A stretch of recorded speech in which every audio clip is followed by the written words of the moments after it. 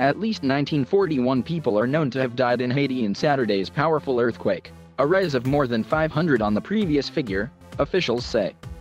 Rescue workers have managed to pull 34 people alive from the rubble, but many are still missing after the 7.2 magnitude quake. The search for survivors has been hampered by heavy rains brought this week by Tropical Storm Grace. Nearly 10,000 people have been injured and hospitals were left overwhelmed. The UN says about 500,000 children now have limited or no access to shelter, safe water, and food.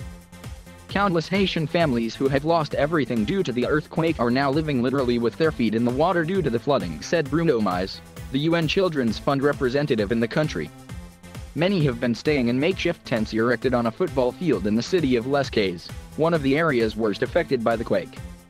Yesterday evening, I took shelter near a church, but when I heard the ground shake again, I ran to return here, city resident Magali Cadet told AFP news agency. She said so few structures remain standing in Les Cayes that people had to relieve themselves on the streets. Haitians living in more remote areas said aid was yet to reach them. We have the will to do everything, but we don't have the money or resources, a pastor told Reuters news agency. The UN's World Food Program said it was working closely with the Haitian authorities to provide assistance to survivors.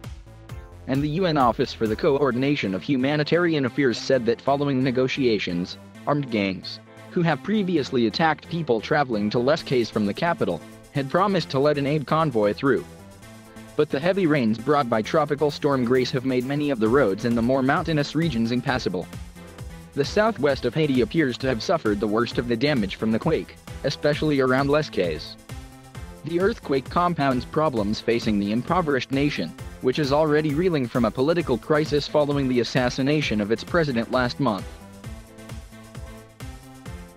Prime Minister Ariel Henry, who is in power until a fresh presidential election can be held, has declared a month-long state of emergency and urged the population to show solidarity. Haiti has been hit by a series of natural disasters in the past, including Hurricane Matthew in 2016. The deadliest was the 2010 earthquake, which killed more than 200,000 people and caused extensive damage to the country's infrastructure and economy.